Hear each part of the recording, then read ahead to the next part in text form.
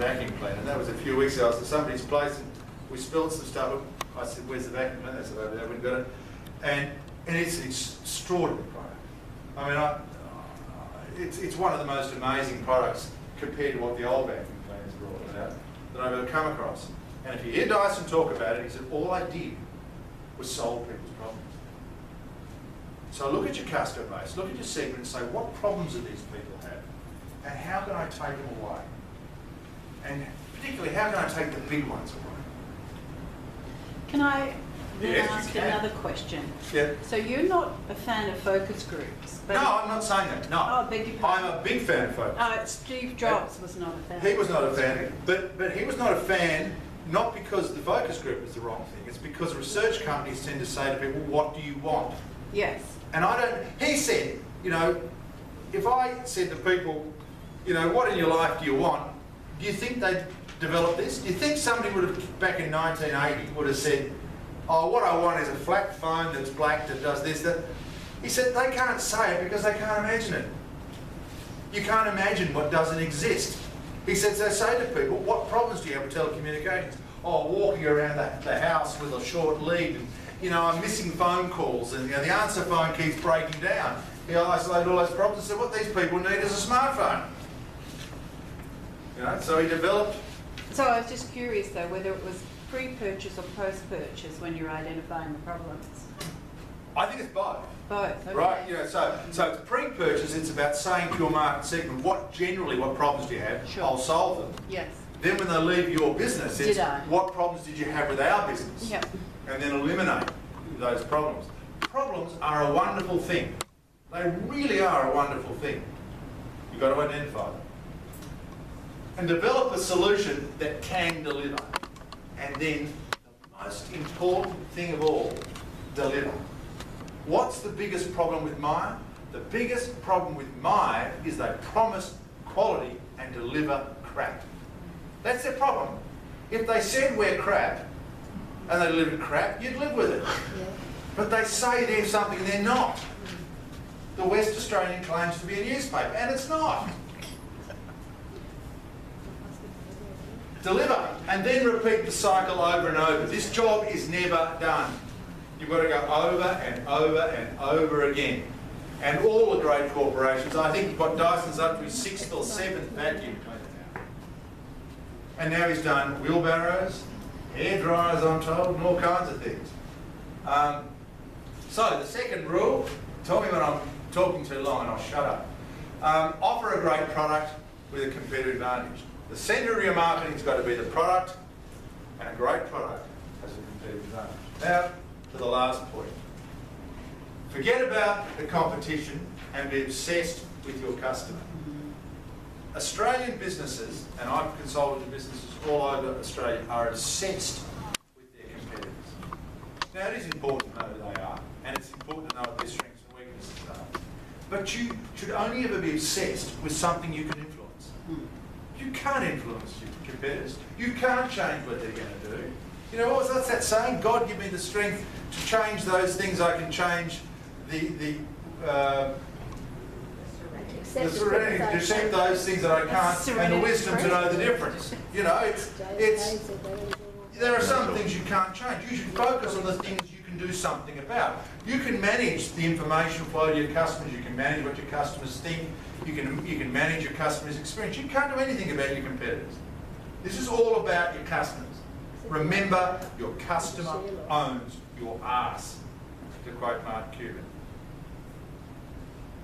We offer the customer. I went to a coffee shop the other day, one I go to often. I probably shouldn't go to often. But the girl raced out, put the coffee, took the number and dashed out. Now she was busy, but I was a customer. Now she was busy doing some paperwork behind the desk. You know, something obviously had a deadline or whatever. But I was her reason for being. I didn't say anything, let it go. But I was her reason for being. Not the paperwork, me. Because if I didn't come there and the other people like me didn't come there, there would be no paperwork. You know, Western Australians far too often treat the customer like an irritant. Do you ever notice how the shopper just smiles when she says, sorry, we're out of stock? I don't have to help you. Oh no, we don't take American Express. Who knows who this guy is? Seth Gordon. Seth Godin. Seth Godin has many great quotes, but his greatest, in my view, in marketing was this: nobody ever recommended a mediocre restaurant. Now, you might go to a mediocre restaurant because it's close to work or whatever, but you're never going to recommend it. Nobody recommended a mediocre restaurant. And yet, you think about all the restaurants you've been to over the last year, and how many of them weren't mediocre? Most of them were mediocre. And the ones that weren't, you probably did tell something about it, and you probably went back there time and time again. And yet we accept the mediocre just so easily in Australia, and we love excuses for why we are mediocre. Here's some numbers you should think about. 78% of customers have bailed out in a transaction or not made the intended purchase because of poor customer service experience. 78%. It's a pretty serious number. And then, I went into Westpac the other day and got the usual great service you get from Westpac. And I complained about something. The woman said to me, it's funny, nobody's ever complained about that before. Well, there's two problems with that statement. One, does that mean I don't matter? And second, 4% of unhappy customers complain. That's all. So if you think the measure of how successful you've been is how many people complain, you're wrong. Most Australians just go somewhere else. Most of them aren't pains in the behind like me who complain. Most of them just go somewhere else. And think about your own behaviour. Only 4% of unhappy customers complain. Good reason to be customer obsessed, because they're not going to tell you. On average, a loyal customer is worth up to 10 times more, this is retail, 10 times as much as their first purchase. And yet, when I went to get this coffee the other day, the woman was away from me as quickly as she possibly could get. There was no, how are you today? Great to see you back, all that kind of stuff. Because you know what's going to keep me coming back to that cafe? Not the coffee, it's the person. That's right. She remembers me, we've got a relationship, we're friends, we're mates or whatever. Yeah. When I've had a tough afternoon, there's a smiling face. Means a lot to any of us, all of us. We all love it. Don't you love going to a shop and somebody remembers your name? Or even remembers that you've been there before?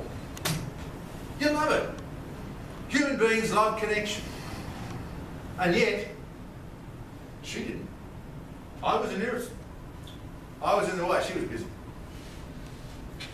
5 to 20% probability of selling to a new prospect. A 60 to 70% probability of selling to an existing customer. So if you're not going to be obsessed with a customer, they're not going to get from there to there, are they? And the person who's more obsessed with them is going to get them to there. Because if I had a wonderful experience, if you made me feel really good, if you tailored the product just to my needs, and you made me feel wonderful, I'm going to come back and I'm going to tell somebody. And just for the information of all those advertising agencies in West Perth, an ad might sell a product for the first time. It never sells it for the second time, and it never sells referral. Referral and repeat business are all about the product. Because the ad can say what it's like. If I bought your product and it's awful, I ain't buying it again. Here's the next one. It is 6 to 7 times more expensive to acquire a new customer than to keep the current one. And yet, this woman was off to do her paperwork and get things organised because she had to get ready for when the next customer came through the door. She didn't have time to deal with the guy who was there. Don't you love these places that make you order the coffee at the counter? Rather than having table service. This what I'm talking about happening one of those. And then you say to the person you're with having coffee, business coffee or whatever, and you say, you feel like another one? No, I don't have to stand up there again, you leave. And so they've saved a little bit of money not having an extra person so they can do table service. And they've just burned just about every second coffee in the place. And coffee, as I'm sure all of you know, has a wonderful margin. So if that girl who was in such a hurry to go back and do her paperwork, had finished her paperwork and come back to me and said, Can I take your cup? Would you like another one? Now, what are the chances I'd say yes? Pretty high. Pretty high, but she didn't. She had paperwork to do. And if I did want another one, I had to go to the counter. I was in a dome recently. Do you know why people go to dome? Their own research shows this. Not for food, not for coffee. Why do they go? Everybody knows where it is. Dome South Perth. Dome Vic Park. Dome Subiaco. Dome Perth. We know where they are, don't we? You might not know all of them, but you knew a few, didn't you? We know where it is. That's why we go there. If you say I'm going to Bill's Cafe, it's on the corner of just near, a bit hard to find. But I know where Dome is. Good branding. That's what did it for Dome. But I was in a Dome one day and I said to the woman, can I just give you $5 and get another coffee, another tea? I drink tea. And she said, no, you have to go to the counter. I said, I'll tell you what I'll do. She said, what? I said, I'll leave. So I did. Not only did she lose $5 whatever a pot of coffee costs, pot of tea costs, pretty good margin on tea, isn't it? But I'm not inclined to go back to that Dome ever again. And all she was going back to, she went back to the counter. That's about engaging with your customer, realising how important they are. We don't think they're important. It takes 12 positive experiences to make up a one unresolved negative experience. Now I love that because it sounds good. I'm not quite sure what it means. But I think you get the gist of it. You have to have a lot of positives about something before you overcome a negative. If you've had a bad experience with a retailer or any service business, it takes a fair bit before you'll forgive them and look past it and see the good experience. News of bad customer service reaches more than twice as many ears as praise of good service. Screw up and people tell their friends. Do it well, there's a much less likelihood to tell their friends. So there's a real downside to not being customer obsessed. You know that, guys, I already told you. Here's another one of his sayings. All the success that we currently have is due to the fact that we put our customers first. This is the one I like most. If we keep our competitors, if we can keep our competitors focused on us, whilst we stay focused on our customers, ultimately we'll turn out all right. That's what it's about. Focus on your customers. They're the people that are going to spend money with you, not your competitors. He understands his competitors. He knows what his strengths and weaknesses are, particularly why they're curious. Concerned about that. That's our business, yeah. Oh, we've heard stories. He's probably not sleeping well at night. No, he wouldn't be. No, he wouldn't be. Western Australia is at risk. But he knows who his competitors are and he knows what they're doing. But he knows that his customer is the critical issue. Look at this. When you go in there, I'm an awful person, but I'm not a big fan of an Apple store. I don't mind them. I'm not a big fan. But they are, by any measure, the most successful metre by metre retail outlets in the country, or in the world. They are amazingly successful products. Amazingly successful products. They put the customer right at the centre of the equation. No counter to go and stand out in the line.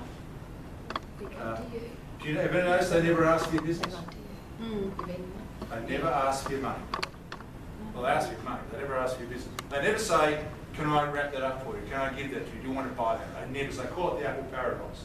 Just show the product, make people feel good about the product, answer all their questions, and they will ask you, can they buy it? And then you pull out a machine, you process it right in front of them, and they walk out of the store. It's all about the customer. The environment is all about the customer. Everything Apple do is about their customer. Compare that to this. These guys have tried to look like an Apple shop. Do they do anything which is about the customer? How do you ring a customer service person at Telstra? I have no idea. How do you email somebody at Telstra? How do you get them to come and fix your broken phone? I just have no idea. I genuinely don't know. But Apple, it's easy. You can book it online, you can go in, it's all about the customer. And if you complain, you get a response. I've complained to Apple and got a response. Complain to Telstra, Google is perhaps the best example of getting close to your customer and being customer obsessed. People say, well, how can that be? They actually don't have any contact with the customer. It's what I was talking about before. It's what they call the Benjamin Button effect. Benjamin Button, as you might recall, was born old and got younger. Most products, when you buy them, deteriorate. You buy a car, it's worth less today than it was yesterday, and so on. You use any kind of service, it's gone, it dissipates. When you use Google, every time you use Google, the product gets better. Every time you have contact with those big four corporations that I mentioned, every time you have any kind of contact, the data goes back to a central point and they improve the product. They know how many clicks it took you to get where you wanted to go on their website, and they change their website if it's too many. They know exactly what products you buy and what collection of products you buy, and if there's gaps in that, they develop strategies to fill those gaps. They know what stores you visit and how frequently you visit those stores. They know everything about you, and they continually hone the product. It's not about knowing about you so they can sell you stuff. They do that too. It's about knowing you so they can hone their product to meet your expectations. It's all about every contact improves the product.